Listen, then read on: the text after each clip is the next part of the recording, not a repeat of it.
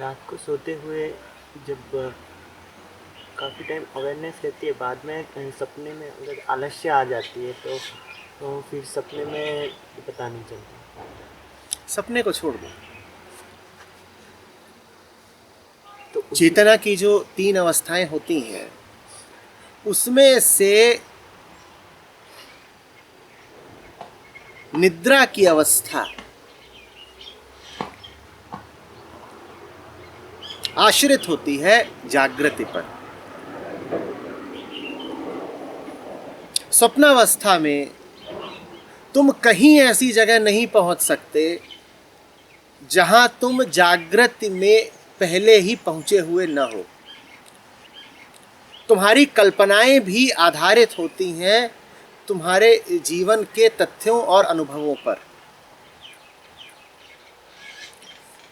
जिसका तुम्हारी जागृत सचेत अवस्था से कुछ लेना देना नहीं, वो तुम्हारे सपनों में नहीं आएगा भाई। तुम्हारे सपनों में जो भी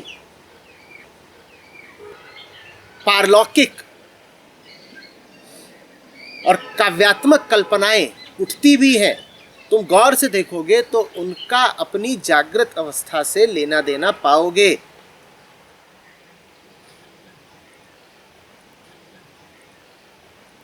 स्वप्न और कुछ नहीं करते, जागृति के अनुभवों को ही घोल मोल करके और उनमें 50 अन्य अनुभवों को जोड़ जाड़ करके एक नया रसायन तैयार कर देते हैं।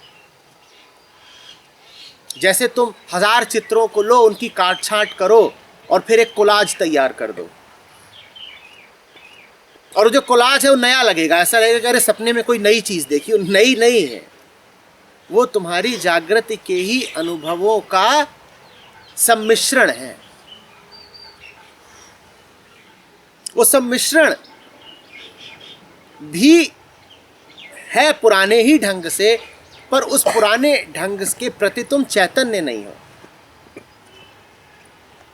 सपनों में तुम्हारी सोई वृत्तियां सम्मुख आ जाती हैं, पैदा नहीं हो जाती। सम्मुख आने में और उत्पन्न हो जाने में अंतर होता है ना। वो वृत्ति तुम्हारे भीतर पहले ही है, और जब पहले ही है तो तुम्हारी जागृत अवस्था में भी अपना रंग तो दिखाई रही होगी। वो वृत्ति अगर तुम में पहले से ही है तो तुम्हारी जागृत अवस्था में भी अपना प्रभाव प्रकोप तो दिखाती ही है, पर तब छुपे छुपे दिखाती है। तब छुपे छुपे दिखाती है, परोक्ष रूप से दिखाती है। और सपने में नैतिकता इत्यादि का बहुत भय नहीं होता। चैतन्य मन जरा शिथिल पड़ जाता है, नैतिकता की जंजीरें जरा हल्की पड़ जाती हैं, तो वो जो नीचे वाली वृत्तियां हैं छुपी, वो जरा खुल करके अपना नाच दिखाने लगती हैं। तो मन को ऐसा जानना कि मन की जो ऊपरी सतह है वो प्रकट रहती है कब? जागृति में। लेकिन जो मन की ऊपरी सतह है वो अपना पोषण कहां से पा रही है? पत्ती अपना पोषण कहां से पा रही है? जड़ से। और जड़ क्या है? जो सब निचले तहखाने हैं, जो छुपी वृत्तियां हैं। दिन में दिखाई देती हैं पत्तियां और रात में दिखाई देती हैं वृत्तियां, पर पेड़ एक है। उस पेड़ का नाम है मन। जड़ों को वृत्ति जानो और पत्तियों को अपने चैतन्य अनुभव जानो। दिन में क्या दिखाई देता है? ऊपर ऊपर का मामला, अरे वाह रोशनी खिली है, पत्ती दिख रही है। और रात में तुम पाताल लोक में घुस जाते हो और वहां क्या है? जड़ें। पर इनको अलग मत मान लेना, वृक्ष एक है।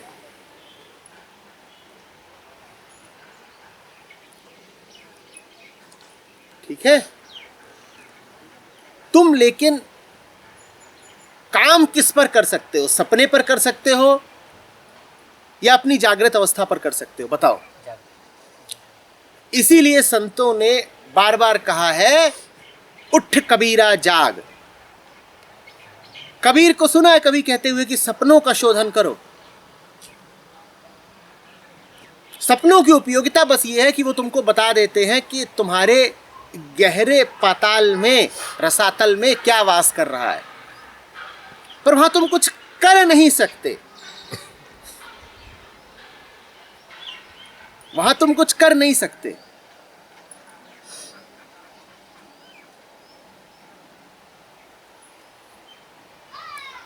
साधना सपने में नहीं हो सकती, साधना मात्र जागृति में हो सकती। इसीलिए जागृति की बात करो। सपने में क्या होता है हटाओ ना। जागृति में साधना यदि सच्ची है और पक्की है तो सपने अपने आप सुधर जाएंगे। जिनको अंड बंड सपने आते हो वो जान लें कि दिन उनका खराब बीत रहा है, इसीलिए रात में उपद्रव मचता है। रात में अगर मामला अस्त व्यस्त हो जाता है, मन में तूफान उठते हैं, तो जान लेना कि इसकी तैयारी कहाँ हो रही है, कब हो रही है, दिन में हो रही है। दिन ठीक कर लो, रात अपने आप ठीक हो जाएगी। रात की बहुत बात जरूरी नहीं है।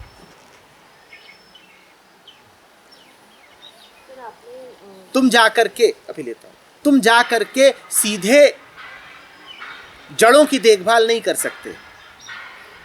पानी तो तुम सतह पर ही डालोगे।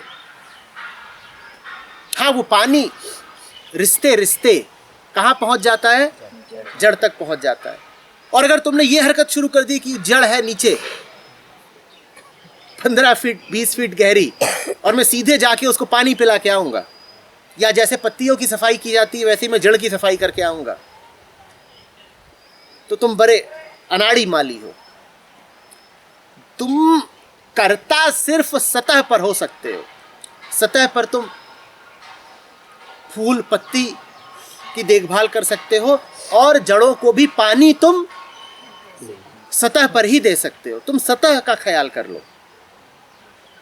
कुछ दिनों में पाओगे कि सब ठीक है।